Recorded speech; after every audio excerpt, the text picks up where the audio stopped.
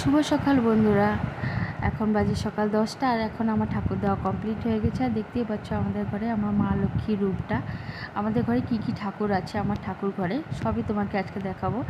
মা লক্ষ্মীকে তো দেখেছি, ভোলে বাবা আছে, আর তার সাথে এর নিচে আছে আমার সাই বাবা, লোকনাথ বাবা আর প্রাণের ঠাকুর আমার এই রূপটা। আর তার সাথে আছে আমাদের দেখতে পাচ্ছি ছোটো ছোটো দুটো গোপাল, একটা গোপাল আমাদের আর একটা গোপাল আমার দিদি শাশুড়ি যেহেতু বয়স্ক হয়েছে, এখন আর গোপালের সেবা দিতে পারে না, তাই জন্য আমাদেরকে দিয়ে দিয়েছে। আর এর সাথে আছে আমাদের গুরুদেব। আজকে অনেক দিন পরে অনেক রোদ দিয়েছে, তাই অনেক কাপড় ধুয়ে ফেললাম, দেখতেই পাচ্ছ সে অনেক কাপড় ধুয়েছি।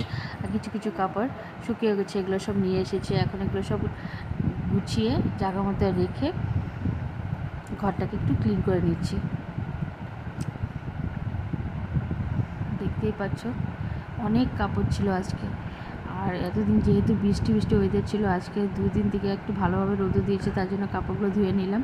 আর কাপড়গুলো গোছানো হয়ে গেছে, আমার ঘরটা পুরো ক্লিন হয়ে গেছে। আজকে দেখাবো আজকে আমি কি রান্না করেছি, সব কিছুই তোমাদেরকে সাথে শেয়ার করব।